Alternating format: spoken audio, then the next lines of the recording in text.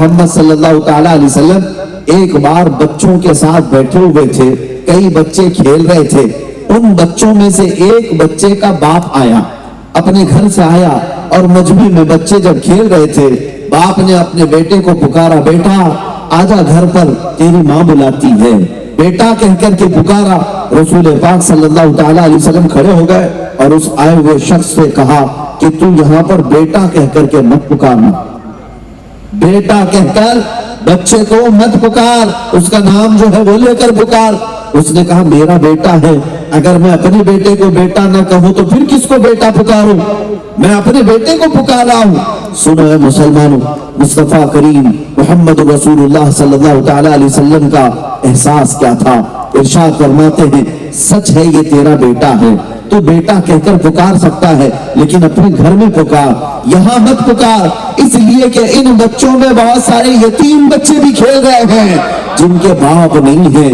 اگر تو اپنا بیٹا کہہ کر پکارے گا، ان بچوں کو اپنا باپ یاد آ جائے گا، انہیں کون بیٹا کہے گا، انہیں کون بیٹا کہہ کر پکارے گا؟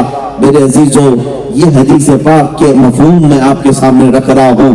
ایک نان مسلم ہے، اس نے میرے آقا صلی اللہ علیہ وسلم کے ان اخلاق کو دیکھ کر کے کتاب میں سر فہرست لکھا، دنیا کا اگر کامل کوئی انسان ہے تو محمد کی ذات، محمد صلی اللہ تعالیٰ علیہ وسلم کی ذات پاک ہے، جس کو بچوں کی یتیمی کا بھی درد تھا۔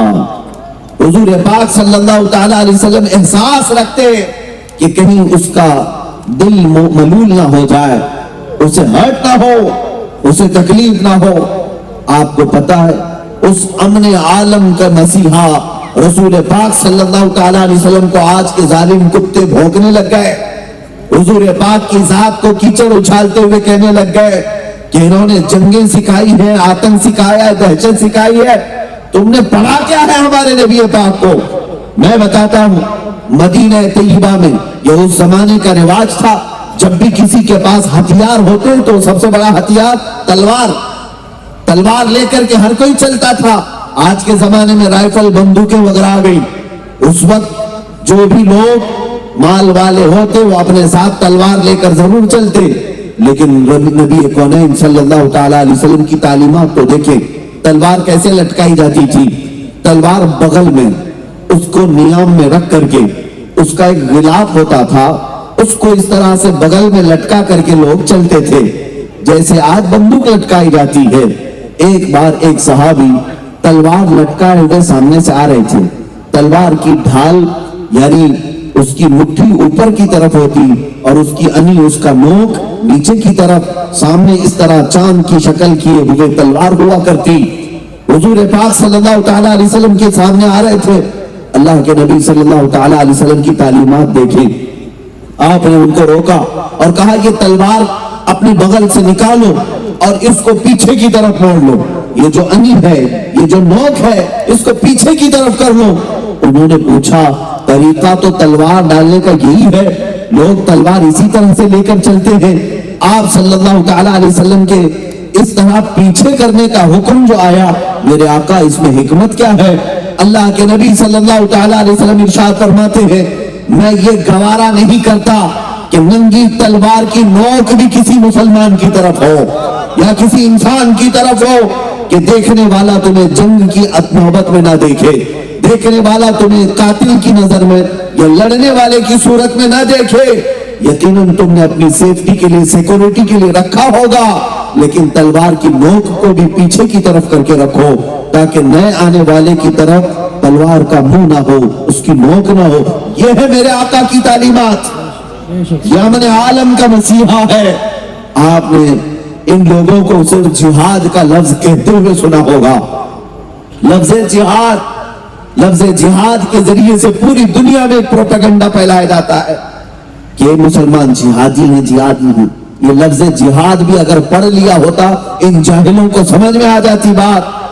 تاریخ مصطفیٰ تو پڑھو کم سے کم، نبی پاک صلی اللہ تعالیٰ علیہ وسلم کی زندگی پاک میں آپ کو پتا ہے تقریباً میرے آقا صلی اللہ تعالیٰ علیہ وسلم 17 جنگوں میں شرکت فرمائے، 17 غزوات، اور بعض روایات میں 27 ہیں، کل ملا کر 10 سال کے اندر 27 جنگیں ہوئی، جس میں چھوٹی بڑی جو بھی جنگیں ہوئی ہیں، نبی پاک صلی اللہ تعالی علیہ وسلم جس میں خود بنفس نبی شریک رہے. اور آپ کو میں بتاؤں، حیرت ہوگی آپ کو، یہ پورے 10 سال کے اندر جو 27 جنگیں جہاد ہوئے، اس میں مرے کتنے لوگ تھے؟ کتنے لوگ قتل ہوئے؟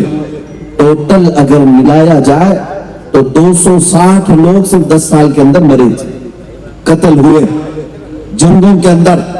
اور ایک تاریخ میں ان کی بتاتا ہوں جو پوری دنیا کو سیکولر اور ڈیموکریسی اور امن کے نام پر تباہی مچاتے ہیں. آپ کو پتا ہے ورلڈ وار فرسٹ جو پہلی عالمی جنگ ہوئی تھی، اس کے اندر تقریباً 1 کروڑ لوگ مارے گئے تھے، 1 کروڑ سے زیادہ لوگ مارے گئے.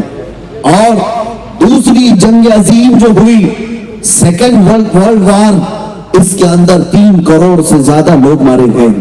اتنے ہی زخمی ہوئے، اتنے ہی بے گھر ہوئے، کتنے ملک تباہ ہوئے، کتنے بستیاں اجڑ گئی.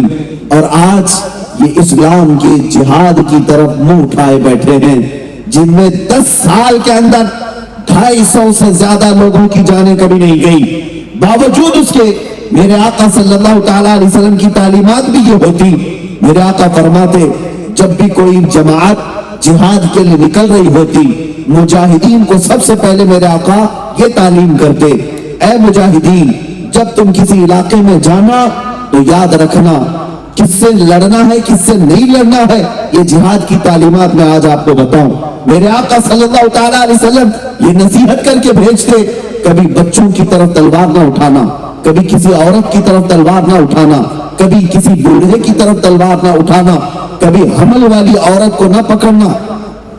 جس جنگ میں بھی جاؤ، دشمنوں کی فوج میں بھی جاؤ، بچوں کے ساتھ، بوڑھوں کے ساتھ، عورتوں کے ساتھ، حاملہ عورتوں کے ساتھ رحم کا معاملہ کرنا. اتنا ہی نہیں، میرے آقا صلی اللہ تعالی علیہ وسلم جب جہاد میں صحابہ کو بھیجتے یہ بھی تلقین فرماتے، جس علاقے میں جاؤ گے وہاں کسی بھی مذہب کی عبادت گاہ کو توڑ پھوڑ نہیں کرو، چاہے وہ کسی کی بھی عبادت گاہ ہو، اس عبادت گاہ کو تم توڑو گے نہیں، برباد نہیں کرو گے. اتنا ہی نہیں، یہ بھی میرے آقا صلی اللہ تعالی علیہ وسلم تعلیم فرماتے، جس علاقے میں تم جاؤ گے اس علاقے کے درخت کے پتوں کو بھی نہیں اکھاڑو گے، وہاں کے درختوں کو نہیں اکھاڑو گے اور پتوں کو نہیں توڑو گے. اتنی تعلیمات دینے کے بعد میرے آقا صلی اللہ تعالی علیہ وسلم جہاد کے لیے بھیجتے اور ارشاد فرماتے جو تمہارے خلاف اٹھائے بس اس کے خلاف تم بھی اٹھاؤ. یہ ہے جہاد کا مفہوم، یہ ہے جہاد کا مفہوم. میاں اگر کوئی آتنکوادی بم باندھ کر کے کہیں اڑا دیتا ہے تو وہ جہاد نہیں ہے، وہ سوسائیڈ اٹیک ہو سکتا ہے، اسلام سے اس کا کوئی تعلق نہیں ہوتا. عزیزان گرامی وقار، نبی پاک صلی اللہ تعالی علیہ وسلم کے امن کی تعلیمات کو میں آج آپ کے سامنے کھل کر کے رکھتا ہوں. جس نبی پاک کے اخلاق اتنے اعلیٰ کہ قرآن خود کہے وَإِنَّكَ لَعَلَىٰ خُلُقٍ عَظِيمٍ. اے محبوب، آپ کو سب سے اعلیٰ اخلاق پر اللہ نے پیدا کیا ہے. تیرے خلق کو رب نے جمیل کیا، تیرے خلق کو حق نے عظیم کہا. کوئی تجھ سے ہوا ہے نہ ہوگا شہا، تیرے خالق حسن و ادا کی قسم. حضور پاک صلی اللہ تعالی علیہ وسلم کے اخلاق کیا تھے؟ قرآن حضرت عائشہ سے پوچھا گیا، ماں آپ بتائیں رسول اللہ کے اخلاق کیسے تھے؟ حضرت عائشہ فرماتی کان خلقہ القرآن. ان کے سارے اخلاق اگر جاننا ہے تو قرآن کو دیکھ لو، قرآن ہی ان کے اخلاق تھے. میرے آقا صلی اللہ تعالی علیہ وسلم کے اخلاق کریمانہ وہ پورا قرآن عظیم ہے. اتنے اعلیٰ اخلاق والے کو آج جن لوگوں نے کیچڑ اچھالا ہے ان کو پھر میں دعوت دیتا ہوں، آؤ دوبارہ اپنی اسٹڈی کو عام کرو اور پھر سے مطالعہ کرو. یقیناً تمہارے دل کے دریچے اگر بند نہیں ہوئے ہیں تو میرے مصطفیٰ کی محبت ضرور جاگے گی. تمہیں پتا ہے تم نے اوروں کے ساتھ ملنے جلنے کا کیا معاملہ کیا ہے یہ مجھے پتا نہیں. اچھا آدمی بھی اپنے سٹیٹس کو برقرار رکھتے ہوئے دیکھتا ہے میں کس سے مسافہ کرتا ہوں، میں کس سے ملتا ہوں. ہوتا ہے کہ نہیں ہوتا؟ جو تھوڑے سے منصب پر جائے وہ لوگوں کو دیکھ دیکھ کر کے ملتا ہے، اس سے ملنا چاہیے کہ نہیں ملنا چاہیے، فلاں سے میرے سٹیٹس کے برابر ہے یا نہیں۔ لیکن آؤ تمہیں بتاؤں، مدینہ طیبہ کے رحمت عالم مصطفیٰ کریم صلی اللہ تعالی علیہ وسلم کا حال پاک تو یہ ہے۔ ایک بات، محمد مصطفیٰ صلی اللہ تعالی علیہ وسلم مسجد نبوی شریف کے باہر کھڑے ہیں، صحابہ آپ کے ارد گرد تھے۔ ایک عورت جو مدینے کی پاگل عورت تھی، پاگل، جس کا دماغ صحیح نہیں رہتا، دماغی توازن بگڑا ہوا تھا، وہ عورت مدینے میں مشہور تھی۔ جب بولتی تھی تو کنٹینیو بولنے لگ جاتی تھی، اول فول بولتی رہتی، اور کیا بول رہی ہے اسے کچھ پتا نہیں ہوتا، ہر کوئی اس سے راستہ کاٹ لیتا تھا۔ جیسے ایسی کوئی پاگل عورت آئے تو کون کان دھرے گا، کون اس کے سامنے کھڑا ہو کر سنے گا؟ لیکن جب وہ عورت آنے لگی، صحابہ حضور کے ساتھ کھڑے تھے، میرے آقا صلی اللہ تعالی علیہ وسلم کے سامنے صحابہ گھیرا بنانے لگ گئے، ارے وہ مدینے کی پاگل عورت آ رہی ہے، آئے گی، ادھر ہی آ رہی ہے، کہیں نبی پاک صلی اللہ تعالی علیہ وسلم کے ساتھ اول فول بکنا نہ شروع کر دے۔ باتونی عورت ہے، کینچی کی طرح اس کی زبان چلتی رہتی ہے اور دماغ اس کا صحیح نہیں ہے، بولتی رہ جائے گی، کہیں میرے آقا صلی اللہ تعالی علیہ وسلم کی بے ادبی نہ ہو۔ صحابہ یہ سوچ کر گھیرا بناتے رہے، گھیرا بناتے رہے۔ میرے آقا نے فرمایا چھوڑ دو، ہٹ جاؤ، اسے آنے دو۔ صحابہ نے کہا یا رسول اللہ وہ بد زبان ہے، بولتی ہے تو کنٹینیو بولتی رہتی ہے۔ میرے آقا نے فرمایا صحابہ سے ہٹ جاؤ، اسے آنے دو۔ جب وہ عورت قریب آئی تو جانتے ہیں میرے مصطفیٰ صلی اللہ تعالی علیہ وسلم نے کیا ارشاد فرمایا؟ ارشاد فرماتے ہیں اے میرے صحابہ مجھے بتاؤ کیا یہ وہی عورت نہیں ہے جس سے پورے مدینے والے راستہ کاٹ لیتے ہیں، کوئی اس کی بات نہیں سنتا؟ صحابہ نے کہا ہاں یہی وہ عورت ہے، یہ پاگل ہے، اس کی کوئی بات نہیں سنتا۔ میرے آقا فرماتے ہیں اے میرے صحابہ بتاؤ اگر میں بھی نہ سنوں تو کون اس کی بات سنے گا؟ میں بھی نہ سنوں، کیا میں کائنات کے لیے رحمت بن کر نہیں آیا؟ اللہ اللہ، وہ عورت قریب آئی جو پاگل تھی، ذہنی توازن کھویا ہوا ہے، میرے آقا صلی اللہ علیہ وسلم کے قریب آئی اور بات کرنے لگی، بات کرتی گئی، ایک ہی بات کو بار بار دہراتی رہی، بار بار دہراتی رہی، یہاں تک کہ کافی دیر تک وہ بات کرتی رہی اور رحمت عالم صلی اللہ تعالی علیہ وسلم بغور اس کی باتوں کو سنتے رہے اور بلکہ سامنے والے کو احساس تک ہونے نہیں دیا کہ میں تجھے پاگل سمجھتا ہوں، بلکہ میرے مصطفیٰ کی اخلاق تھے، اس انداز سے سن رہے تھے اس کی بات جیسے کسی دانشور کی باتیں سنی جاتی ہیں۔ وہ اللہ کے نبی کے اخلاق ہے، وہ اعلیٰ اخلاق والوں سے بھی ملتے تھے تو انہیں اخلاق کے ساتھ، اور ذہنی توازن بگڑے ہوا سے بھی ملتے تھے تو انہیں اخلاق کے ساتھ ملتے تھے۔ عزیزان گرامی، تیرے خلق کو رب نے جمیل کیا، تیرے خلق کو حق نے عظیم کہا، کوئی تجھ سا ہوا ہے نہ ہوگا شہا، تیرے خالق کے حسن و ادا کی قسم۔ میرے عزیزوں، رحمت عالم صلی اللہ تعالی علیہ وسلم کی وہ اخلاق کریمانہ جنہوں نے مظلوموں کا انصاف دلایا، اور جانتے ہیں آپ مکہ مکرمہ میں کبھی ظلم ہونے نہیں دیتے۔ آج لوگ ظلم کی داستان چھیڑتے ہیں تو میرے نبی کو بیچ میں لاتے ہیں اور اللہ کے حبیب صلی اللہ تعالی علیہ وسلم کے اخلاق اور کیریکٹر پر انگلیاں اٹھاتے ہیں۔ سنو، مدینہ مکہ مکرمہ میں ایک باہر سے کوئی سوار آیا اور اس کا کسی سے قرضہ تھا یا کچھ لینا دینا باقی رہ گیا۔ وہ کون تھا؟ ابو جہل تھا۔ ابو جہل سے اس آئے ہوئے شخص کا جو اجنبی مسافر تھا کچھ پیسے کا لین دین باقی تھا، کچھ درہم رہ گئے تھے اور وہ تقاضا کر رہا تھا کہ میرے پیسے، میرے درہم مجھے واپس کر دے، لیکن وہ ٹال مٹول کرتا جا رہا تھا، کبھی ادھر کبھی ادھر، اور وہ سردار قریش ہے، اس سے کون تقاضا کرے؟ پہلوان بھی ہے، گنڈا بھی ہے، اور یہ باہر سے آیا ہوا اجنبی مسافر غریب۔ اب یہ کس سے کہے؟ جن لوگوں کے پاس بھی یہ جاتا اور کہتا کہ میرے کچھ پیسے، میرے کچھ درہم باقی ہیں، عمر ابن ہشام یعنی ابو جہل کے پاس، تو سارے لوگ پلہ جھاڑ لیتے، میاں اس سے کون بات کرے گا، اس سے کون بات کرے گا، ہم بات نہیں کر پائیں گے، تمہارے پیسے تم جانو، تم نے دیا ہے تم وصول کرو۔ ہر کوئی اپنا دامن جھاڑ لیتا۔ वो बेचारा जो बाहर से आया हुआ कर्ज में डूबा हुआ मक्का मुकर्रमा की वादियों में भटक रहा था, एक शख्स से मुलाकात हुई, रोने लगा।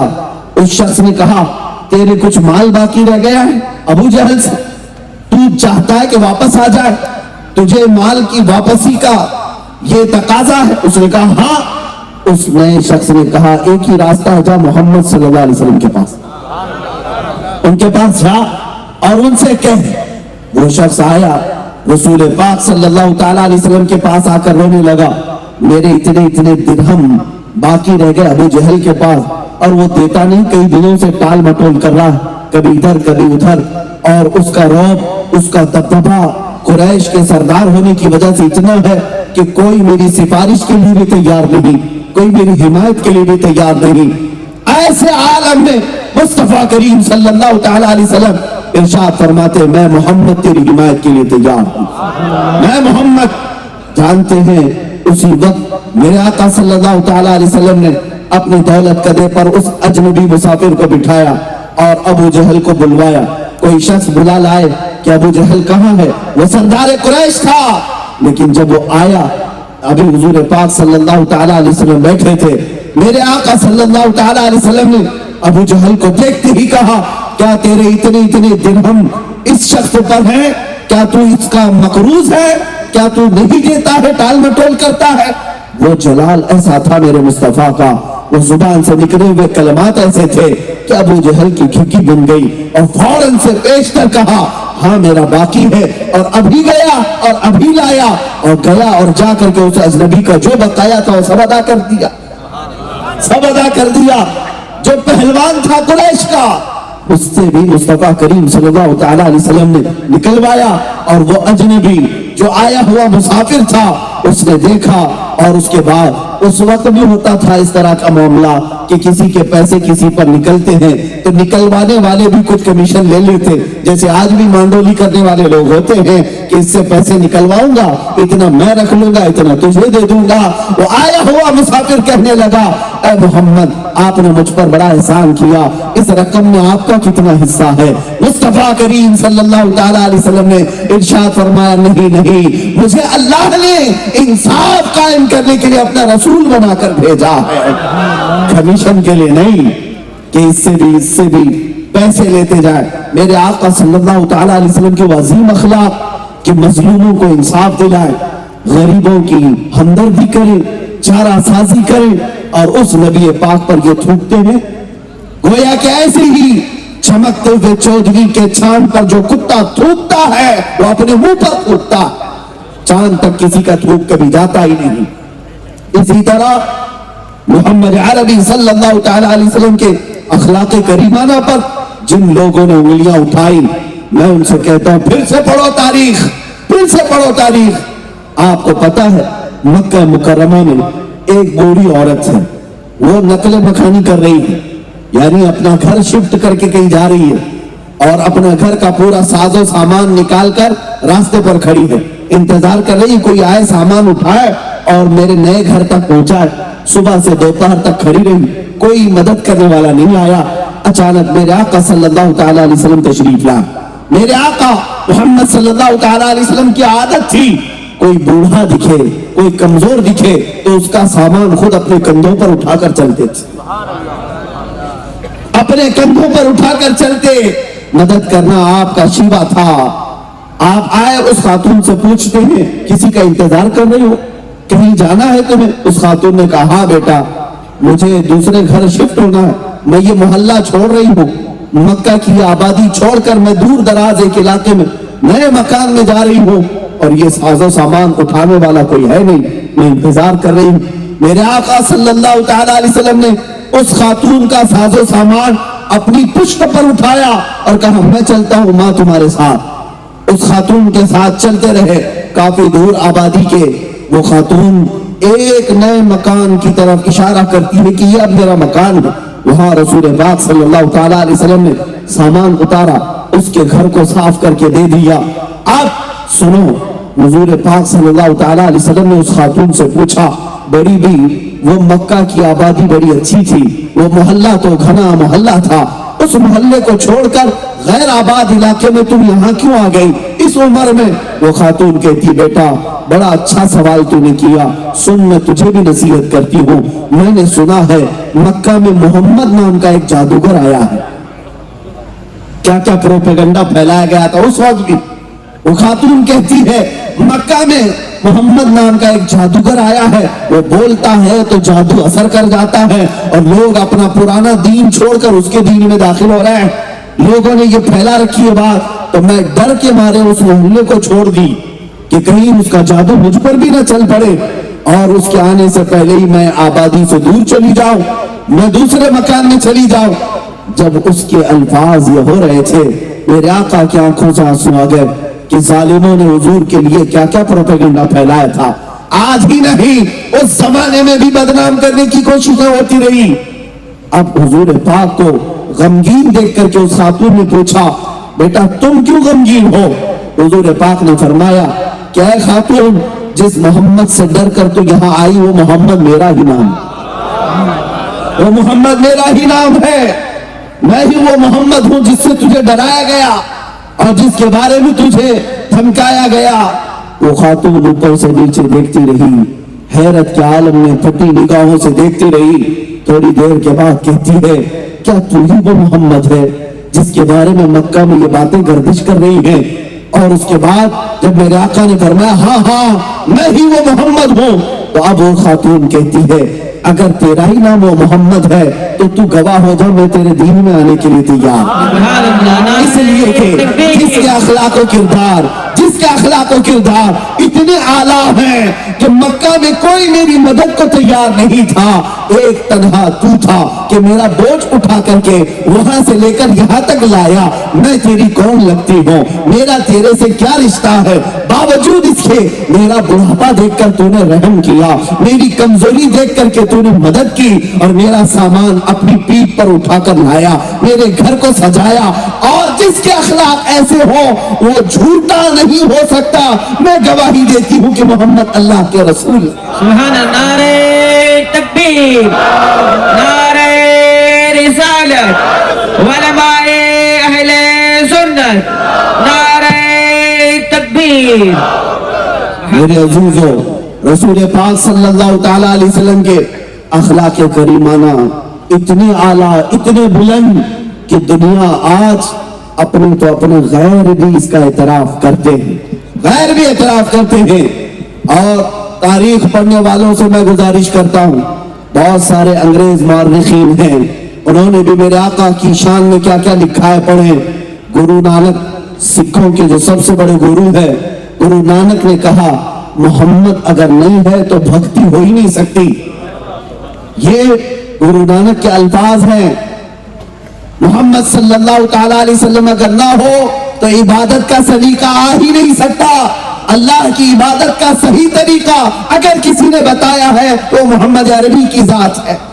کون کہتا ہے؟ یہ گرو نانک کہتے ہیں۔ اور انگریز مفکرین دانشور یا مورخین جو لکھتے ہیں وہ الگ الگ انداز میں، آپ کو پتا ہوگا جارج برنارڈ شاہ ایک بڑا مورخ انگریزوں کا ناول نگار بھی ہے اور بڑی تاریخ پڑھا ہوا، دنیا کی سیر کیا ہوا، اس نے کہا میں نے زمین کے چپے چپے کو دیکھا، مشرق سے مغرب شمال سے جنوب اکثر حصے کو دیکھ لیا، ہر جگہ کی اسٹڈی کی، لیکن میں نے دیکھا کہ دنیا میں بہت ساری شخصیتیں آئی اور ان کا انقلاب، ان کا ریولیشن ان کی زندگی میں چلا، 50 سال چلا، 100 سال چلا، لیکن محمد ایک ایسی ذات ہے جس کا ریولیشن روز بڑھتا جاتا ہے، روز بڑھتا جاتا ہے۔ 1400 سال ہو گئے، ان کا انقلاب نہ کم ہوا تھا نہ گھٹا تھا، بلکہ بڑھتا ہی جا رہا ہے، بڑھتا ہی جا رہا ہے۔ یہ ان کے زندہ انقلاب کی دلیل۔ یہ کون کہتا ہے؟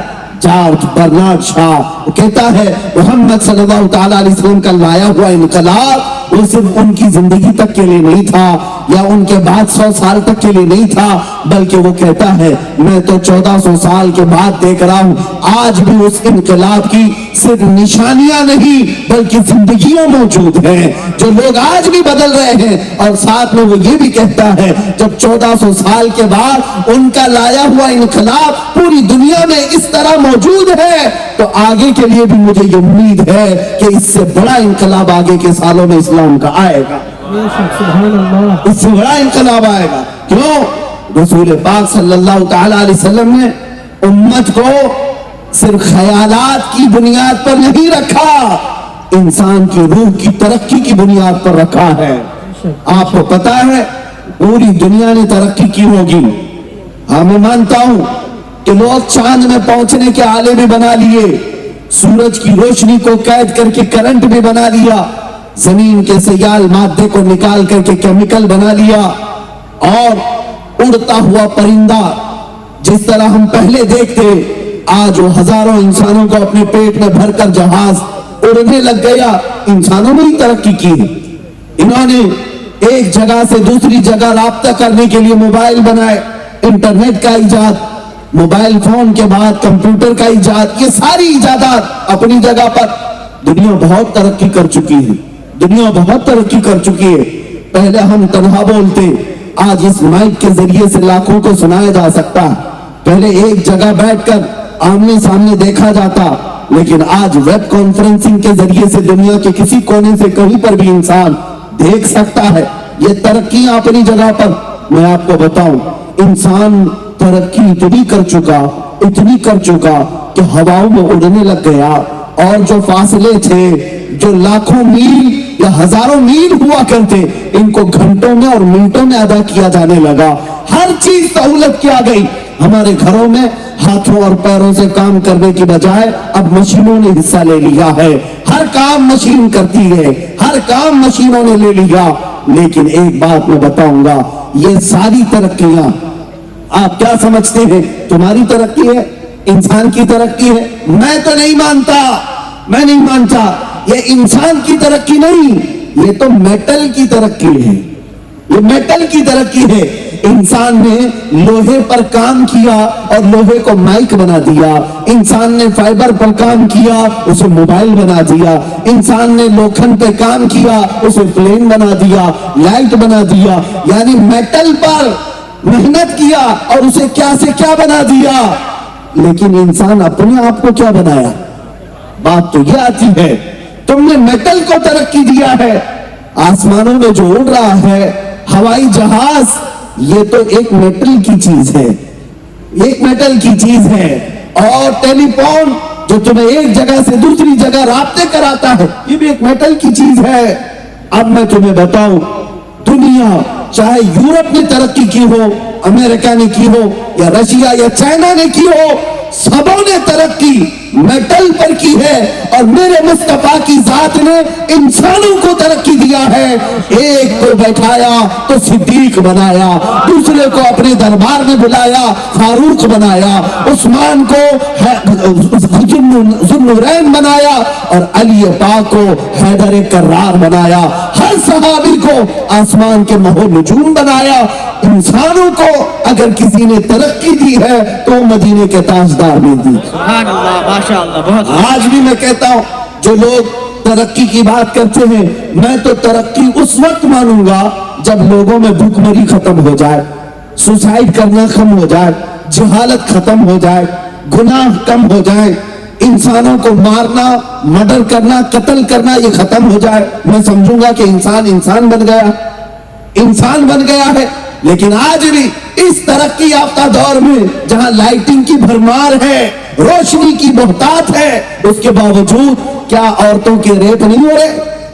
نوجوان بچیوں کے بلاತ್ಕಾರ نہیں ہوتے؟ سب ہوتا ہے، تو پھر یہ کون سا انسان ہے؟ کہاں ترقی کیا؟ یہ آج بھی وہی حیوان ہے، آج بھی وہی حیوان ہے جہاں تنہا کسی عورت کو پائے تو اس کی عزت پر حملہ کرے۔ جانور جنگل میں یہی کرتے ہیں۔ اگر انسان یہی سب چیزیں کر رہا ہے تو میں کہتا ہوں اس کی کوئی ترقی نہیں ہے، کوئی ترقی نہیں اور کوئی سکسیس نہیں ہے۔ کامیاب اور ترقی والا انسان اس وقت ہوتا جیسے میرے آقا نے مکہ کی گلیوں میں پیدا کیا. مکہ کے وہ باشندے جو شراب میں فخر کرتے تھے, جوے پر اپنی پوری راتیں بتاتے تھے, عورتوں کو بازار میں لا کر نیلام کرتے, بیٹی پیدا ہو تو زندہ دفن کرتے تھے. لیکن میرے آقا کی تعلیمات تو دیکھو, جب وہ ان تمام اخلاق و کردار والے لوگوں کو میرے آقا نے اپنی تعلیمات سے روشناس کیا, تو میرے عزیزوں وہی صحابہ پھر عورتوں کی عزت کے محافظ بن گئے.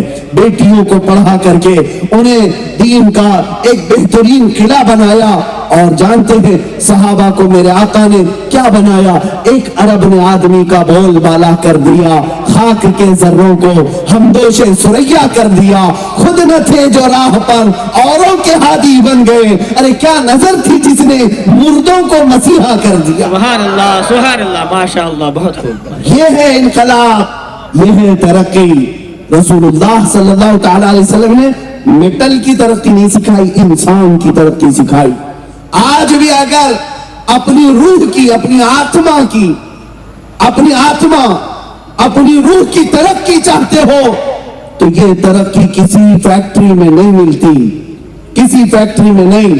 فیکٹریاں موبائل بنا سکتی ہیں, گاڑیاں بنا سکتی ہیں, انسان کی روح کی ترقی گنبد خضرا کے چھاؤں میں ہوتی ہے. یہاں آنا پڑے گا تمہیں, اس نبی پاک کے پیچھے چلنا پڑے گا, پھر تمہاری روح اوج پر پہنچے گی, بلندی پر جائے گی. عزیزان گرامی, یہ چند باتیں تھی نبی پاک کے اخلاق و کردار پر. بہت ساری چیزیں ہیں. آپ کو ایک اور بات بتا دوں, جن لوگوں نے میرے آقا کے چہرے پاک کو اس طرح پیش کرنے کی کوشش کی جیسے آج یہ گیدڑ اور پاکھنڈی اپنے گھوفے میں بیٹھ کر کوئی کتاب لکھ کر یا چار لوگ بیٹھ کر ویڈیو بنا کر وائرل کرتے ہو, وہ چاہے وسیم رافضی ہو یا اس کی ناجائز اولاد یا اس کا ناجائز باپ, جو بھی ہو, میرے آقا پر حملہ کرنے کے لیے تم چار لوگ بیٹھ کر کے ویڈیو وائرل کرتے ہو. دم خم ہے تو آؤ مسلمانوں کے مجمع میں. یہاں میں یقین کے ساتھ کہتا ہوں, یہ جو مجمع آیا ہے یہ سیلفی اور ویڈیو بنانے کے لیے نہیں آیا. جس کے سینے پر یہ ہاتھ رکھو گے اس کے سینے میں دھڑکن نبی نبی اور مصطفیٰ مصطفیٰ کہے. یہاں جو مجمع آیا ہے وہ دکھانے کے لیے نہیں آیا, بلکہ میں جانتا ہوں رسول اللہ زندہ باد, اللہ اکبر. عزیزان گرامی, یہاں پر بھی آنے کے بعد تمہارے چہروں کی بشاشت, تمہارے چہروں کی رونق یہ بتاتی ہے کہ سینے میں عشق و مصطفیٰ جگمگا رہا. آج ان ظالموں کو جواب دینے کی ضرورت ہے. تم بھوکتے ہو نبی پاک کی عزت پر, تمہیں ابھی خبر نہیں. اس نبی پاک کی عزت تو بہت اعلیٰ, بہت اعلیٰ. میں سمجھتا ہوں حضور کے قدم مبارک کے ایک ناخن کی عزت پر کروڑوں مسلمان اپنی جان دینے کو تیار. الحمدللہ ہم یہ جذبہ رکھتے ہیں نبی پاک صلی اللہ تعالی علیہ وسلم کے لیے, جو جان مانگو تو جان دے دیں, جو مال مانگو تو مال دے دیں, مگر یہ ہم سے کبھی نہ ہوگا نبی کا جاہو جلال دے دیں. ہم سے یہ بات نہیں ہو سکے گی. ہاں, جو بات میں عرض کر رہا تھا, حضور پاک کے اخلاق و کردار پر حملہ کرتے ہوئے ان ظالموں نے جو ایک پروپیگنڈا پھیلایا. سنو اے مسلمانوں, آپ کو میں بتاؤں, اس نبی پاک کے اخلاق کو زیادہ سے زیادہ اگر تم عام کر سکتے ہو تو اپنے اخلاق سے عام کرو, اپنے اخلاق سے عام کرو. دنیا کو بھوکنے دو, کیونکہ ہمارا عقیدہ یہ ہے, رہے گا یوں ہی ان کا چرچا رہے گا, رہے گا یوں ہی ان کا چرچا رہے گا. بڑے خاک ہو جائیں جل جانے والے. اور یا رسول اللہ, تو گھٹا ایسے کسی کے نہ گھٹا ہے نہ گھٹے گا. جب بڑھائے تجھے اللہ تعالیٰ تیرا, مٹ گئے مٹتے ہیں مٹ جائیں گے آدھا تیرے. نہ مٹا ہے نہ مٹے گا کبھی چرچا تیرا. نعرہ تکبیر, نعرہ رسالت, نعرہ رسالت. جشن غوث اعظم کانفرنس حضرت علامہ مولانا سلمان اظہری صاحب قبلہ. نعرہ تکبیر, نعرہ رسالت. یزید بستامی کا نام سنا ہوگا, बायजीद बुस्तामी एक बड़े पाए के बुजुर्ग हैं और इनकी एक दुआ ये थी, ऐ अल्लाह मुझे उस वक्त तक मौत ना देना जब तक कि मैं अपने नबी की हर उस सुन्नत पर अमल ना कर लूं जिन सुन्नतों को मैं जानता हूं, हर सुन्नत पर मैं अमल कर लूं। ख्वाहिश तो देखें, होना तो यही चाहिए।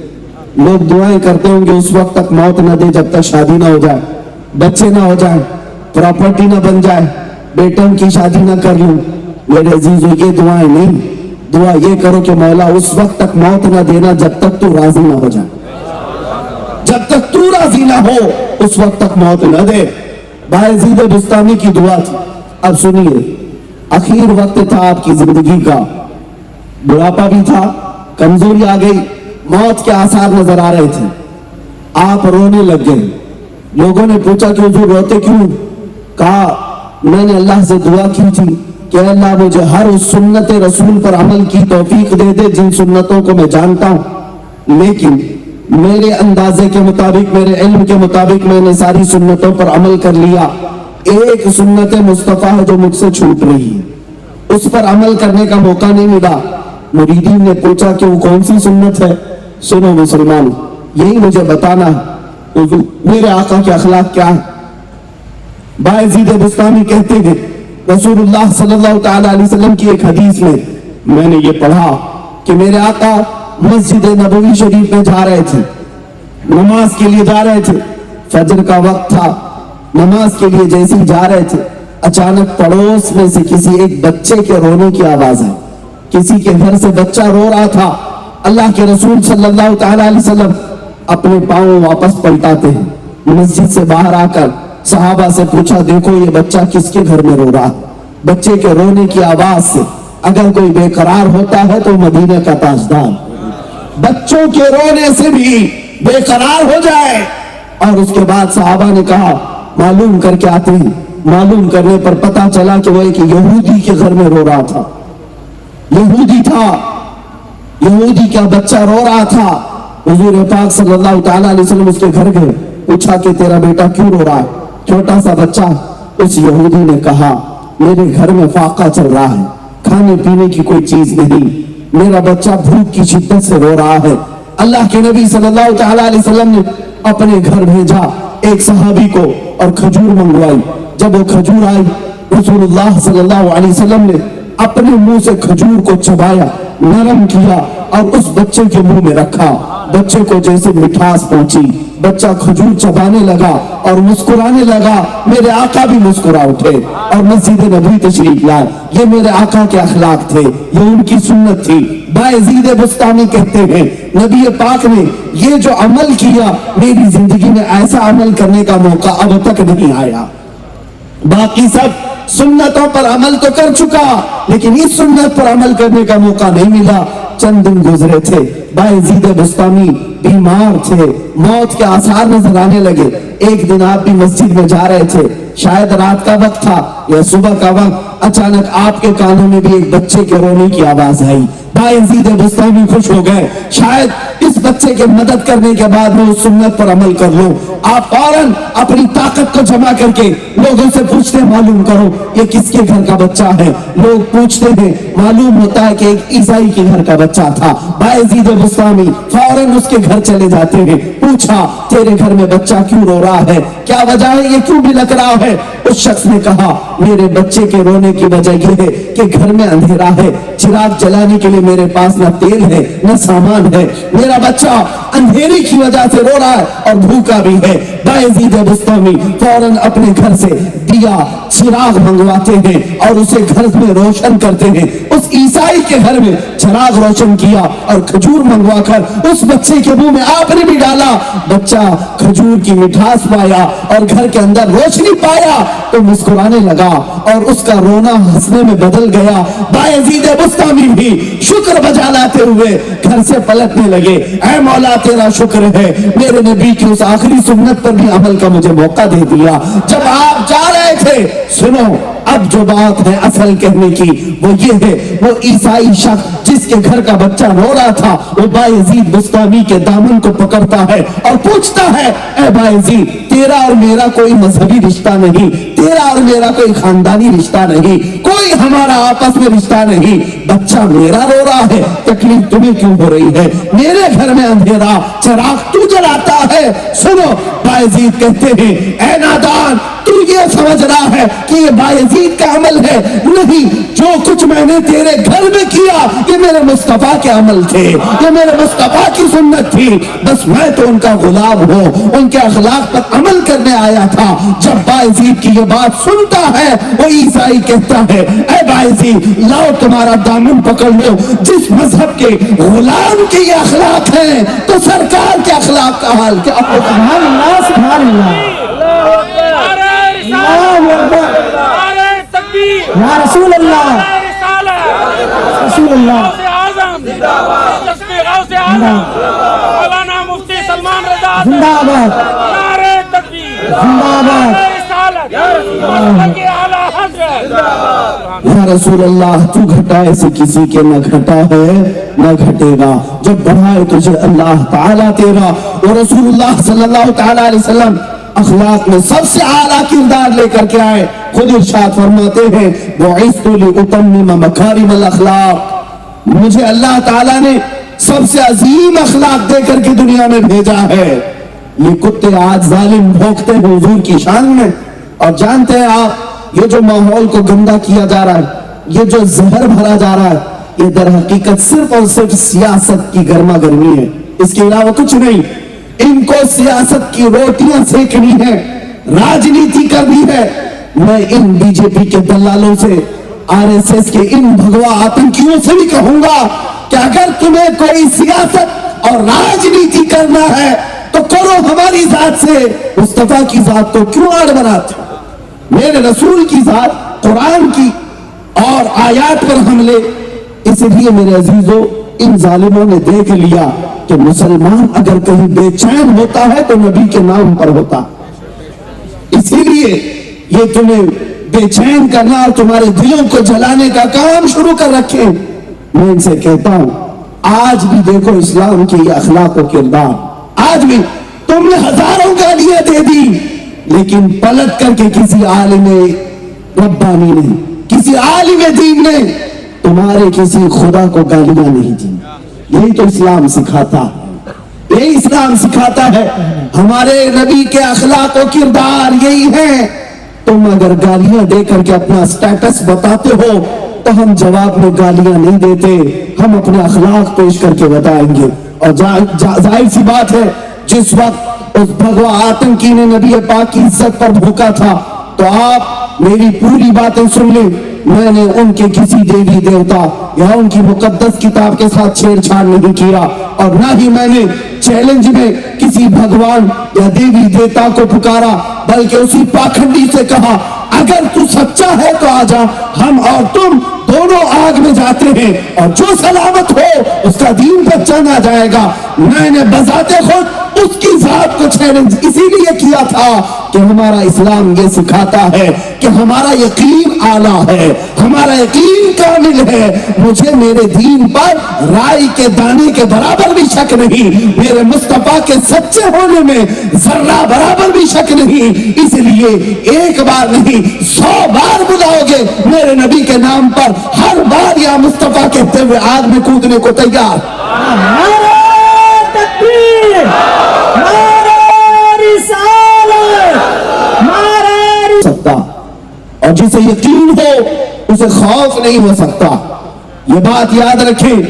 میں نے جو پوری دنیا کو یا جس کو بھی میری یہ بات سنائی دی ہے کہ ہم نے کسی مباہلے کا چیلنج کیا, تو یاد رکھنا مسلمانوں یہ میرا اپنا ہی حصہ نہیں, بلکہ میرا عقیدہ, میرا وجدان یہ کہتا ہے جس طرح میں نے اعلان کیا کہ میں تنہا نہیں بلکہ ہمارے ہر علاقے کا, ہر محلے کا بچہ اتنی ہمت تو اپنے نبی کے نام پر ضرور رکھتا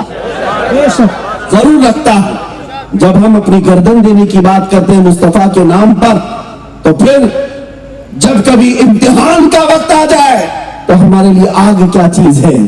گھبرا گئی ہے گردش دورہ کبھی کبھی، کس کو دیکھ کر؟ دیوان گانے عشق نبی کو دیکھ کر گھبرا گئی ہے گردش دورہ کبھی کبھی۔ تمہیں پتا ہے ہم ان بزرگوں کے، ان اسلاف کے وارث ہیں۔ ہمارے آقا، ہمارے جو صحابہ اولیاء تابعین ہیں، وہ عام لوگوں کی طرح نہیں۔ نبی پاک کے نام پر ان کی استقامت، ان کی مضبوطی ایسی تھی، ٹل نہ سکتے تھے، جنگ میں اگر اڑ جاتے تھے پاؤں شیروں کے بھی میدان سے اکھڑ جاتے تھے، تجھ سے سرکش ہوا کوئی تو بگڑ جاتے تھے، ارے تیغ کیا چیز، ہم توپ سے بھی لڑ جاتے تھے۔ یہ ہمارے بزرگوں کی دی ہوئی ہمتی تھی، اور اس لیے نہیں کہ مارنا توڑنا ہماری عادت رہی ہے، اس لیے کہ ہمارا ایمان سچا ہے، ہمارا یقین پکا ہے، اور ہم نے جس نبی پاک پر ایمان قبول کیا ہے وہ نبی دنیا کا سب سے حسین ہے، وہ اللہ کا سب سے محبوب ہے۔ اس بات پر یقین ہے، اسی لیے ہر خطرے کو مول لینے کے لیے ہم تیار رہتے ہیں، ہر خطرے سے ٹکرانے کے لیے بھی ہم تیار رہتے ہیں۔ عزیزان گرامی وقار، میں اپنی گفتگو کو سمیٹتے ہوئے اب جو درس دینا ہے آپ کو وہ یہ دیتا ہوں کہ دیکھو نبی پاک کی اخلاق و کردار اتنے بلند و بالا، اتنے اعلیٰ و اولا کہ دنیا نے بھی اعتراف کیا، کرسچن عیسائیوں نے بھی اعتراف کیا، یہودیوں کے بعد مفکرین نے بھی اعتراف کیا، ہندوؤں نے بھی اعتراف کیا، ایک دو نہیں کئی پنڈتوں کی لسٹ ہے ہمارے پاس جنہوں نے میرے آقا کی شان میں نعتیں پڑھی ہیں، حضور کی تعریفیں کی ہیں۔ سکھوں کے گرو نانک سے لے کر اور بھی کئی گرو ہیں جنہوں نے میرے مصطفیٰ کریم کی عظمتیں بیان کی، رفعتیں بیان کی۔ خود فریڈم فائٹر میں جس کا سب سے زیادہ نام آتا ہے موہن داس کرم چند گاندھی، گاندھی کی تحریریں بھی پڑھو، نبی پاک صلی اللہ تعالی علیہ وسلم کے لیے کن خیالات کا اظہار کرتا ہے، کون سی باتیں پیش کرتا ہے۔ بڑے بڑے لیڈروں نے نبی پاک کو پڑھا ہے اور اچھی باتیں پیش کی ہیں۔ اتنا ہی نہیں، سوامی وویکانند نے بھی نبی پاک صلی اللہ تعالی علیہ وسلم کی تعلیمات کی تعریف کی ہے۔ ایک دو نہیں، ہزاروں ہیں، لیکن میں ان کی تعریف کا محتاج نہیں۔ جب خود رب ذوالجلال نے مصطفیٰ سے کہہ دیا وَرَفَعْنَا لَكَ ذِكْرَكَ، اے محبوب ہم نے آپ کی شان کو بلند کیا، آپ کے ذکر کو بلند کیا ہے۔ کسی اور کی تعریف کرنے سے حضور پاک کی عزت کا اضافہ نہیں، بلکہ جو تعریف کرتا ہے اس کی خود عزت بڑھ جاتی ہے، سبحان اللہ، اس کی شان خود بڑھ جاتی ہے۔ لہذا اے مسلمانوں گھبرانے کی ضرورت نہیں، چند کیڑے ہر زمانے میں ہوتے ہیں، ان کے لیے اسپرے کا انتظام بھی ہوتا رہتا ہے۔ جب کبھی کوئی دجال بھوکے گا مولا تبارک و تعالیٰ مجھ جیسے کسی کتے کو ضرور پیدا کرے گا، اور کوئی نہ کوئی آئے گا اور ان کو جواب دیتا رہے گا۔ ہم نے اب تو زبان سے جواب دیا ہے، انشاءاللہ العزیز جس وقت موقع آئے گا اپنے ایمان سے بھی جواب دیں گے، اپنی روح سے بھی جواب دیں گے، اور مولا تعالیٰ کی جو مدد ہے وہ دنیا کو بتائے گی کہ حق کس کے ساتھ ہے، نصرت کس کے ساتھ ہے، مدد کس کے ساتھ ہے۔ ہمارا یہ یقین ہے، کل ہم 313 تھے تو فرشتے مدد کے لیے مکہ کے کافروں کے لیے نہیں اترے تھے، مدینے کے 69 صحابہ کے لیے اترے تھے۔ بے شک حق ہے۔ آج بھی حضور پاک کے شہدائی اور غلام اگر سچائی کے ساتھ میدان میں آتے ہیں تو کل جیسے مولا کی مدد آتی، آج بھی اللہ کی مدد آئے گی، آج بھی اللہ کی مدد آئے گی۔ مسلمانوں ایک بات یاد رکھنا، ہر چیز میں کمپرومائز کر لو، ہر چیز میں صبر کر لو۔ صبر تو اچھی چیز ہے، کھانا نہ ملے صبر کر لو، روٹی نہ ملے صبر کر لو، پانی نہ ملے صبر کر لو، کپڑے نہیں ملتے صبر کر لو، گاڑی بنگلہ جائیداد بچے نہیں ہیں صبر کر لو۔ میں کہتا ہوں ہر چیز میں صبر کر لینا چاہیے، لیکن مصطفیٰ کریم کی عزت کے معاملے میں کوئی کمپرومائز نہیں کیا جائے گا، بے شک حق ہے۔ یہاں نہیں، اور یہاں جو کمپرومائز کرتا ہے وہ بے غیرت کہلائے گا، احسان فراموش کہلائے گا۔ نبی پاک نے تمہارے لیے رات رات بھر کھڑے ہو کر کے دعائیں کی، قبر میں جا کر کے تمہیں امتی امتی پکارا، اپنے سجدوں میں مولا کی بارگاہ میں تمہاری بخشش کا سوال کیا۔ جو نبی ہمارے لیے اتنی فکر کرتے رہے ہو، کیا اس نبی پاک کی عزت کو ہم ہلکے میں لے لیں گے؟ کیا ہم اس نبی پاک کی عزت کے لیے आराम से घरों में बैठ करके जवाब दें? नहीं। ऐ मुसलमानों, याद रखना, मैं हर चीज जो कुछ भी आज तुम्हारे घरों में है, ये मुस्तफा के नाम की बरकत से आई है। हजरत उमर फारूक तो ये फरमाते, मेरे बदन में जो बाल उगते हैं ये भी नबी पाक के नाम की बरकत से, हुजूर की बरकत है। मुझे बताओ मुसलमानों, क्या तुम्हारे घरों की रौनक नाम मुस्तफा से नहीं? क्या तुम्हारी औलाद मुस्तफा के वसीले से नहीं? क्या तुम्हारे चेहरों की बरकत आज मुस्तफा से नहीं है? हर चीज तुम्हारे पास जो है वो रसूलुल्लाह की बदौलत है। तुम अगर मुसलमान हो तो रसूलुल्लाह की बदौलत, तुम अगर नमाज पढ़ते हो तो नबी ने बताया, अजान आज दी जाती है इसलिए कि रसूल ने बताया है, मस्जिदों की शान बुलंद है इसलिए कि वो नबी पाक का नाम वहां से आता है। सारा कुछ रसूलुल्लाह से वाबस्ता है। इसीलिए हम कहते हैं आबरू माँ ज़बां में मुस्तफा, हम सब की आबरू नाम मुस्तफा से है। अगर हुजूर का नाम सलामत है तो सब कुछ सलामत, और अगर उनके नाम पर कीचड़ उछाला जाएगा तो फिर हमारी किसी की जिंदगी महफूज नहीं, किसी की जिंदगी महफूज नहीं। इस बात को तय करके चलो कि आज अल्लाह ने जिसको जैसी ताकत दी वैसा इन जालिमों का जवाब भी देगा। क़यामत के दिन अगर मुस्तफा करीम सल्लल्लाहु ताला अलैहि वसल्लम ने पूछ लिया, अल्लाह ने तुझे जवानी दी थी, ताकत दी, कुव्वत दी, जब दुनिया में मेरे खिलाफ गालियां दी जा रही थी तब तू क्या कर रहा था? तो जवानों, तुम्हारे पास जो जवाब होना चाहिए वो आज ही तैयारी करो। कल क़यामत के दिन तुम क्या जवाब दोगे उसकी तैयारी तुम खुद कर लो। सबसे बेहतर जवाब यही है कि नबी पाक सल्लल्लाहु ताला अलैहि वसल्लम की बारगाह में कल क़यामत के दिन अर्ज करना, आका ये आपके अखलाक पर कीचड़ उछाल रहे थे और मैं आपके अखलाक को अपना अपना करके लोगों को अपना रहा था, आपके अखलाक की तबलीग कर रहा था। जिन लोगों का शर्म व हया थी हुजूर की सुन्नतों पर अमल करने के लिए, बाज लोगों को चेहरे पर दाढ़ी मुश्किल लगती, टोपी भारी लगने लगती। क्यों मियां? नबी पाक के फिदाई हो, आशिक हो, तो उनके अखलाक, उनके किरदार और उनकी सूरत से नफरत क्यों करते हो? तुम्हें जब नबी पाक की बात करनी है तो पूरे के पूरे उनके गुलाम हो जाओ। आज ले उनकी पनाह, आज मदद मांग उनसे, आज ले उनकी पनाह, आज मदद मांग उनसे। फिर न मानेंगे क़यामत में अगर मान गया। हुजूर पाक की गुलामी नतीजा ये होता है, जानते हैं? बिलाल हबशी, कौन नहीं जानता, मक्का के काफिर उन्हें मारते थे, पकड़ करके पैर में रस्सी बांधकर बदमाश लड़कों के हाथ में देते। वो मक्का की गलियों में बिलाल को खींचते हुए ले जाते, गरम रेत पर सुलाते, उनके सीने पर सिल रख देते और कभी कभार हजरत बिलाल को नंगी पीठ अंगारों पर सुलाते थे और उनकी पीठ का गोश्त गल जाता था।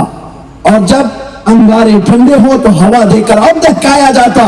क्यों? बिलाल हबशी को हुजूर की वफादारी की सजा दी जाती थी। नबी पाक मोहम्मद मुस्तफा सल्लल्लाहु ताला अलैहि वसल्लम का शहदाई था, इसलिए मक्का के जालिम मॉब लिंचिंग करते थे, मारते थे पकड़ करके। पूरी पीठ का गोश्त गल गया था, रीढ़ की हड्डी दिखती, लेकिन बावजूद उसके वो साबित कदम रहे, साबित कदम रहे। ऐ मुसलमानों, उस नबी पाक की इज्जत के मामले में हमने कौन सी मुसीबतें उठाई आज तक? हमें तो किसी ने मारा नहीं, कोई गर्दन पर तलवार तो नहीं रखा। आज हम हिंदुस्तान में अमन अमान से रह रहे हैं और जो जहर फैलाने की कोशिश कर रहे हैं उन जहरीले कीड़ों को भी हम इंशाअल्लाह इलाज करेंगे। लेकिन मैं आपसे कहना चाहता हूं, हुजूर की गुलामी में जो साबित कदम रहा, पीठ पूरी जल गई, अंगारों पर सोया, कोड़े खाया, रस्सी बांधकर गलियों में घुमाया गया। लेकिन जानते हो, जब बिलाल हिजरत करके मक्का से मदीने चले गए, 6 साल के बाद जब रसूलुल्लाह सल्लल्लाहु ताला अलैहि वसल्लम मदीने से मक्का आ रहे थे और फातिह की हैसियत से मक्का फतह हो चुका, बगैर जंगो जिदाल के, बगैर कत्ल किताल के, आपको पता है 10,000 सहाबा खाने काबा के पास, हरम काबा में अंदर नमाज पढ़ने के लिए आए। तो उस वक्त जो पहली अजान दी जानी है, पहली अजान हरम मक्का से दी जानी है, काबे की छत पर میرے آقا نے اگر کسی کو چڑھایا تو بلال حبشی کو چڑھایا. کس کو چڑھایا؟ بلال حبشی کو چڑھایا. واقعہ آپ کو معلوم ہوگا حضرت بلال کو کعبے کی چھت پر چڑھا کر اذان دینے کا حکم دیا. آپ نے اذان دی کعبے کی چھت پر. میرے عزیزوں بعض بزرگوں نے یہاں پر نقطہ یہ بیان کیا, صحابہ میں حضرت ابو بکر بھی تھے, حضرت عمر بھی تھے, دیگر صحابہ بھی تھے. آج پہلی اذان مکہ سے ہو رہی ہے تو ان میں سے بڑے بڑے صحابہ میں سے کسی کو اوپر چڑھاتے, لیکن رسول اللہ نے بلال حبشی کو چڑھایا. بلال حبشی کو چڑھایا کیوں؟ اس لیے کہ دنیا کو یہ میسج دینا تھا جو نبی کی محبت میں زخم کھائے گا خانہ کعبہ کی چھت پر بھی اسے چڑھایا جائے. سبحان اللہ سبحان اللہ. اسے خانہ کعبہ کی چھت پر بھی چڑھایا جائے گا. یہ نبی کے غلاموں کا مقام ہے. اسی لیے اقبال نے کہا تھا کہ محمد سے وفا تو نے تو یہ جہاں چیز ہے کیا, کی محمد سے وفا تو نے تو ہم تیرے ہیں, یہ جہاں چیز ہے کیا, لوح و قلم تیرے. سبحان اللہ یا سبحان اللہ. رسول اللہ. عزیزان گرامی وقار, میں آپ سے ایک بات کہتا ہوں, میری یہ عزت کیوں ہے؟ میں وشاکھاپٹنم پہلی مرتبہ آپ کے اس مسلم آباد میں آ رہا ہوں, لیکن محبتیں ایسی لگتی ہیں صدیوں پرانی ہیں, رشتے ایسے لگتے ہیں کہ صدیوں پرانے ہیں. ہر کوئی ملنا چاہتا ہے, ہر کوئی ہم سے مسافر. یہ جو عزتوں سے آپ نے نوازا کس لیے؟ کیا کسی نیتا کا بیٹا ہونے کی وجہ سے؟ کیا کسی بڑے خاندان کا ہے اس لیے؟ یا پیسے والا ہے اس لیے؟ نہیں, ہر ایک یہاں بیٹھا ہوا یہی کہے گا صرف اس لیے عزت دی جاتی ہے کہ نبی کا غلام, مصطفیٰ کریم کا غلام ہے. بات کرتا ہے تو رسول اللہ کی عزت کی بات کرتا ہے. اس لیے لوگوں نے پلکوں پہ بٹھایا, کندھوں پہ اٹھایا, پھولوں سے سجایا, منبر پر بٹھایا. اس سے یہ بات پتا چلتی ہے جب تک بکے نہ تھے تو کوئی پوچھتا نہ تھا, جب تک بکے نہ تھے تو کوئی پوچھتا نہ تھا.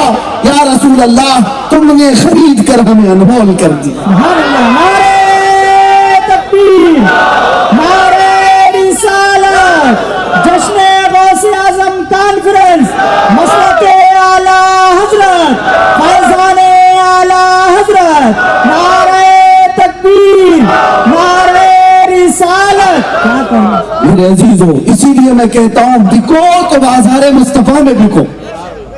ہاں اس کی جے بھی جے کرتے ہوئے جھنڈے اٹھائے ہوئے نہ گھومو. مسلمانوں تمہاری زندگی ان پارٹیوں کے پیچھے جے جے کرنے کے لیے نہیں ہے. ہمارے بزرگوں نے تو ہمیں یوں سکھایا, کسی کی جے بھی جے کیوں پکارے, کیا غرض ہم کو, کسی کی جے بھی جے کیوں پکارے, کیا غرض ہم کو, ہمیں کافی ہے سید اپنا نعرہ یا رسول اللہ, سبحان اللہ. ہمیں کافی ہے سید اپنا نعرہ یا رسول اللہ, بس ہمارے لیے کافی ہے. تم نبی پاک صلی اللہ تعالیٰ علیہ وسلم کے غلام ہو, پوری غلامی میں آ جاؤ. حضور کی عزت کی بات ہے, پوری کے پوری عزت میں آ جاؤ, تمہیں اللہ تعالیٰ عزتوں سے نوازے گا. جو کھویا ہوا وقار ہے واپس مل جائے گا. شرط یہ ہے کہ ان سے وفاداری کرو, شرط یہ ہے کہ نبی پاک کے وفادار بنو. جیو تو ان کے نام پر جیو, مرو تو ان کے نام پہ مرو. بے شک. ہاں ڈر اور خوف نکالیں. اب آخر میں گفتگو کے خاتمے میں ظاہر سی بات ہے مجھے حکم دیا گیا تھا یہ جشن غوث الورا, لیکن ایک بات میں آپ کو بتا دوں, میرے جلسوں کا معمول یہ ہے, آپ چاہے جلسہ کسی بھی نام سے رکھیں, میں تو بات کروں گا رسول اللہ کی بات کروں گا. کیا بات ہے. کیونکہ ہمارا معمول یہ ہے, دنیا کی ساری چیزیں اسی ذات سے وابستہ ہیں. اگر شیخ عبد القادر جیلانی غوث ہیں تو رسول اللہ کی برکت سے ہیں. کیا کہوں. بے شک. اگر معین الدین اجمیری غریب نواز ہیں تو رسول اللہ کی برکت سے ہیں. بے شک. اگر امام احمد رضا مجدد دین و ملت ہیں تو وہ رسول اللہ کی برکت سے. بے شک. ہاں ظاہر سی بات, کوئی بھی جلسہ ہو وہ رسول اللہ کی وجہ سے. اور اسی لیے اقبال نے کہا تھا, ہو نہ یہ پھول تو بلبل کا ترنم بھی نہ ہو, چمن دہر میں کلیوں کا تبسم بھی نہ ہو نہ یہ ساقی تو میں بھی نہ ہو, خم بھی نہ ہو, بزم توحید دنیا میں نہ ہو, تم بھی نہ ہو. خیمہ افلاک کا استادہ اسی نام سے ہے, نبض ہستی تپش آمادہ اسی نام سے ہے. دشت میں دامن کوثر میں میدان میں ہے, بحر میں موج کی آغوش میں طوفان میں ہے, چین کے شہر مراکش کے بیابان میں ہے, اور پوشیدہ ہر مسلمان کے ایمان میں ہے۔ سبحان اللہ سبحان اللہ۔ ہاں وہ نبی پاک کی ذات، وہ جو نہ تھے تو کچھ نہ تھا، وہ جو نہ ہو تو کچھ نہ ہو، جان ہے وہ جہان کی اور جان ہے تو جہان۔ سبحان اللہ بے شک۔ ہماری ساری زندگیاں، سارے اولیاء اس نبی پاک کے دربار کے وزیر ہیں۔ ہم بادشاہ کا ذکر پہلے کرتے ہیں، ہم بادشاہ کا ذکر پہلے کرتے ہیں، لیکن ساتھ میں یہ جشن غوث الورا ہے، ہماری نسبت بارگاہ غوث سے بڑی گہری ہے۔ الحمدللہ ہندوستانی مسلمانوں میں سب سے زیادہ عقیدت سرکار غوث پاک سے پائی جاتی ہے، اولیاء کاملین سب سے زیادہ، اور کیوں نہ ہو، ہونا بھی چاہیے، اس لیے کہ ہم قادری غلام ہیں اور فخر سے یہ کہتے ہیں یا سرکار غوث پاک کے دربار میں تجھ سے در سے سگ اور سگ سے ہے مجھ کو نسبت، میری گردن میں بھی ہے دور کا ڈورا تیرا، یا غوث اعظم اس نشانی کے جو سگ ہیں نہیں مارے جاتے، حشر تک میرے گلے میں رہے پٹا تیرا۔ بے شک سبحان اللہ۔ واہ کیا مرتبہ ہے غوث ہے بالا تیرا، اونچے اونچوں کے سروں سے ہے قدم آلا تیرا، سر بھلا کیا کوئی جانے کے ہے کیسا تیرا، اولیاء ملتے ہیں آنکھیں وہ ہے تلوا تیرا۔ سبحان اللہ۔ اب سنیے حضور کی عزت ہی کی بات پر غوث پاک کی ایک بات سنا کر چلا جاؤ۔ جب آج کے زمانے میں حضور کی عزت پر حملے ہوتے ہیں تو ہم تقریروں سے جواب دے دیتے، تحریروں سے جواب دے دیتے، کوئی ہاتھ سے کوئی زبان سے جواب دے گا، لیکن اولیاء کی شان یہ ہے جب نبی پاک کی ذات پر کوئی سوال کرتا تو وہ زبان سے ہاتھ سے نہیں اپنی کرامت سے جواب دے دیتے۔ ہاں کرامت سے جواب دیتے۔ ایک عیسائی مبلغ یہ کہتا ہوا پھر رہا تھا لوگوں میں کہ ہمارے نبی عیسیٰ علیہ السلام افضل ہیں۔ اس سے لوگوں نے پوچھا کیوں؟ وہ کہتا ہے اس لیے کہ ہمارے نبی عیسیٰ مردوں کو زندہ کرتے تھے، اور یہ بات قرآن میں آئی ہے، عیسیٰ علیہ السلام مردوں کو زندہ کرتے تھے، لیکن پورے قرآن میں محمد صلی اللہ علیہ وسلم مردوں کو زندہ کرتے تھے ایسی کوئی بات نہیں آئی، پورے قرآن میں ایسا لکھا ہوا نہیں ہے۔ وہ سب کو گمراہ کرتے ہوئے پھر رہا تھا عیسائی۔ جب حضرت غوث پاک سیدنا شیخ عبد القادر جیلانی رضی اللہ تعالیٰ عنہ تک یہ بات پہنچی، آپ نے اس کو بلوایا، اس عیسائی مبلغ کو کہا کیا ہے تیرا مدعا؟ اس نے کہا میرے نبی عیسیٰ افضل ہے محمد سے، اس لیے کہ میرے نبی عیسیٰ مردوں کو زندہ کرتے تھے۔ غوث پاک نے کہا اچھا تیرے نبی مردوں کو زندہ کرتے تھے اس لیے افضل ہے، چل عبد القادر قبرستان میں چلتا ہے، تو جس قبر پر ہاتھ رکھے گا میں زندہ کر کے دکھاؤں گا، سبحان اللہ۔ میں زندہ کر کے دکھاؤں گا۔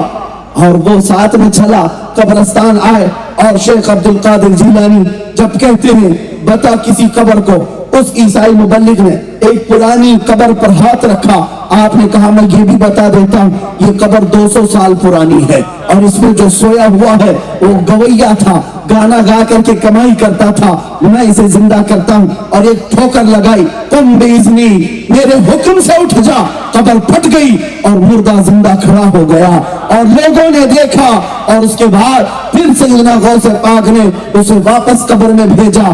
یہ مردوں کو زندہ کرنے والی کرامت اللہ نے شیخ عبد القادر جیلانی کو عطا کی، لیکن یہ صرف لوگوں میں اپنا انفلوئنس بڑھانے کے لیے نہیں، لوگوں میں اپنی طاقت دکھانے کے لیے نہیں، لوگوں میں اپنی برتری بتانے کے لیے نہیں، بلکہ غوث پاک نے اگر یہ کرامت دکھائی تھی تو عظمت رسول بتانے کے لیے عیسائی مبلغ سے کہا تو کہتا ہے عیسیٰ علیہ السلام مردوں کو زندہ کرتے تھے اس لیے وہ افضل ہے، دیکھ تیرے سامنے شیخ عبد القادر نے خود مردے کو زندہ کر کے دکھایا، تو پہچان لے جب اس امت کے عبد القادر کا یہ حال ہے تو عبد القادر کے آقا کا حال کیا ہوگا؟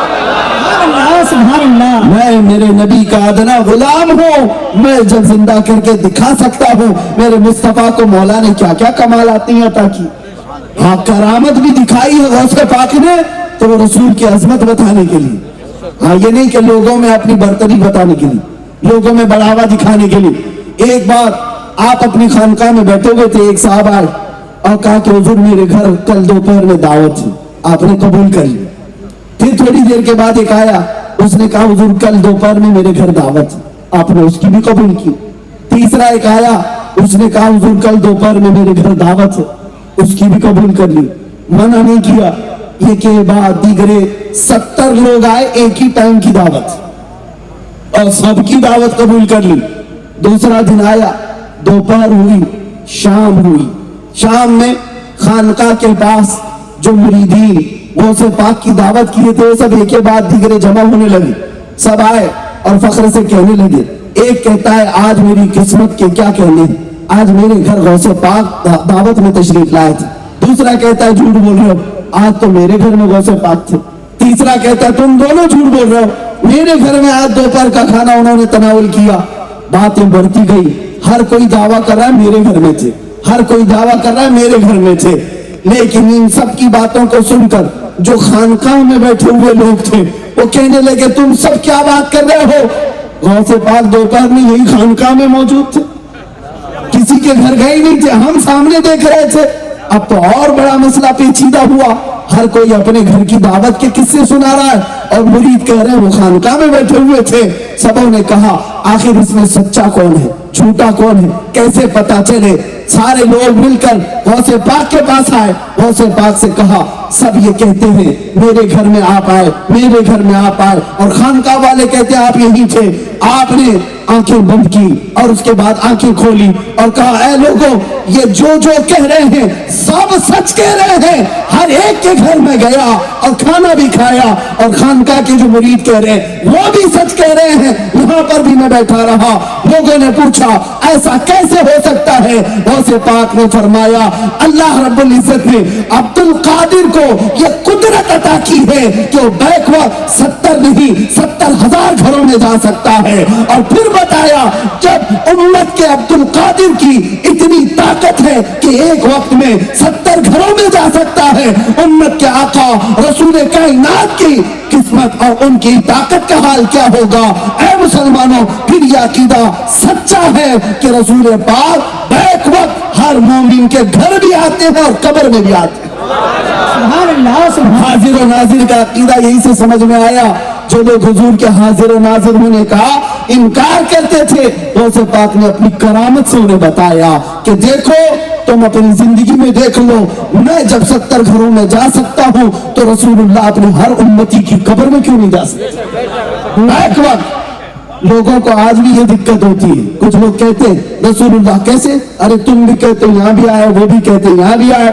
میاں تم اپنے عقل کے گھوڑے دوڑاتے ہو, تم نے تو نبی کو اپنے جیسا سمجھا نا, اس لیے تو تمہیں دقت ہوتی ہے. ذرا سورج کو دیکھو, جب طلوع ہوتا ہے تو پاکستان والا بھی کہتا ہمارے ہاں سورج ہے, ہندوستان والا کہتا ہمارے ہاں سورج ہے, عرب والا کہتا ہمارے ہاں سورج ہے, افریقہ والا کہتا ہمارے ہاں سورج ہے. مجھے بتاؤ ایک سورج ہے کون کون سے ملک میں گیا؟ سارے لوگ کہتے نہیں, سب سچ کہہ رہے ہیں, اس لیے کہ ایک سورج نکلتا ہے ہر گھر میں روشنی دیتا ہے. اب سنو, جب یہ سورج نکل کر کے پوری دنیا میں اپنی کرنیں بکھیر سکتا ہے تو تمہیں پتہ نہیں یہ سورج بنایا کیسے گیا ہے. یہ میرے مصطفیٰ کے قدموں کے ناخنوں کی کترن سے سورج اور تارے بنائے گئے, چاند اور سورج بنائے گئے. اور جب مصطفیٰ کے قدموں کی کترن سے سورج پوری دنیا کو اجالا کر سکتا ہے تو وہ ذات رسول ہر قبر کو کیسے نہیں اجالا کر سکتا؟ سبحان اللہ سبحان اللہ. ہاں میرے عزیزوں, مصطفیٰ کریم کے بارے میں یہ عقیدہ رکھنا وہ حاضر بھی ہیں ناظر بھی ہیں. ہمارا عقیدہ ہے کہ نہیں ہے؟ رسول اللہ حاضر بھی ہیں ناظر بھی ہیں. اور یہی عقیدہ لے کر کے اٹھنا, یا رسول اللہ سنا ہے آپ ہر عاشق کے گھر تشریف لاتے ہیں, یا رسول اللہ سنا ہے آپ ہر عاشق کے گھر تشریف لاتے ہیں, میرے گھر میں بھی ہو جائے چراغاں یا رسول اللہ, میرے دل میں بھی ہو جائے چراغاں یا رسول اللہ. اٹھو قوت عشق سے ہر پست کو بالا کر دے, دہر میں نام محمد سے اجالا کر دے.